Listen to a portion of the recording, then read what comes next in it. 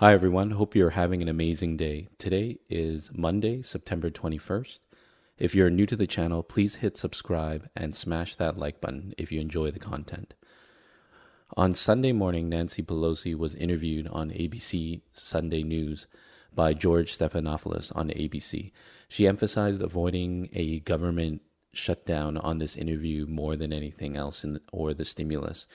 And she vaguely suggested that those on the far left are trying to slow the nomination of the future Supreme Court Justice to replace Ruth Bader Ginsburg.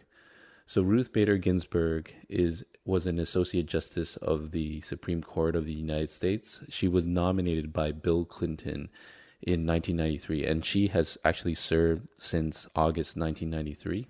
One of my favorite quotes from her was that, quote, "Women will only have true equality when men share with them the responsibility of bringing up the next generation." So back to the interview with Nancy Pelosi. In the interview, it seemed that the Democrats are just trying to slow the process of the justice nomination in order to continue to keep the stimulus package in deadlock and potentially cause more clout and disorder to the upcoming November 3rd election. But this contrasts with, Trump the last week was saying publicly that he vows to fill the vacancy of the Supreme Court justice without any delay. So it's in his interest to kind of speed up this process. So we'll see how that goes in the beginning of this week. Just as a side note, it's important to note that the Senate just needs 51 votes to approve the new justice. And there's currently 53 Republicans in Senate. So we'll keep monitoring this week. On the weekend, also, USA Today published an article with the headline, "U.S. could slip into a double-dip recession if Congress doesn't pass new stimulus," some economists say.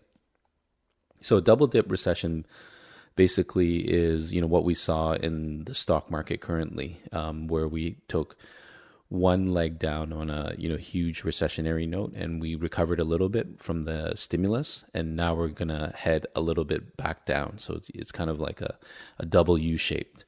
The article goes on to say that the $1.5 trillion stimulus proposal is the most likely to be passed by the House and Senate. So this means that it won't be the big 2 to 3 trillion that the Democrats want, which will be full of stimulus and other benefits. And it probably won't be the 500 million that the skinny Republicans want. In other data, we saw that in early September, the jobless rate actually dropped from 10.2 in July to 8.4 in August. So it beat the consensus estimate of 9.8%.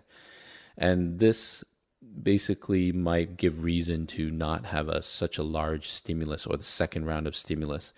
And a report by Goldman Sachs in mid-September suggested the probability of a second round stimulus check is around 50-50. So other economic data suggested that without a new stimulus package, the economy is only looking to grow at around 1%, and a full recovery may not happen for many years. Many economists are estimating a 4 to 5 year time frame to return to normal GDP pre-COVID. So this all means that if we don't spend money on a stimulus now and increase our fiscal and monetary policies now, we're going to have to pay for it in future growth. So it's kind of a balance. Do we want to spend money now and have an increasing debt? Or do we not want to spend money now, but our economy will really suffer, there'll be no growth, and there'll be more unemployment? So we really have to decide, do we load up on debt and stimulus now, or do we push it ahead? That's a tough decision. There was also an article on how Americans use the last round of stimulus checks. So a recent survey looked at how Americans are using their stimulus checks, according to the research of National Bureau of Economic Research.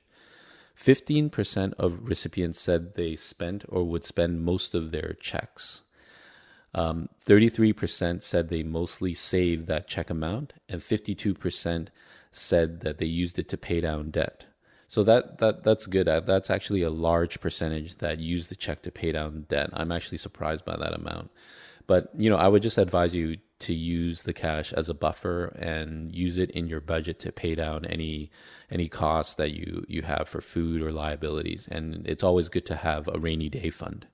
So let's just go over the COVID numbers. So worldwide, the graph looks a little bit not good. It looks a little bit scary because it's plateauing between 200 and 300,000 cases worldwide, and it's staying in this range. And there was 31 million cases yesterday, so it's still increasing. And if we look at the US numbers, the cases are up to 6.83 million cases, which is a large uptick.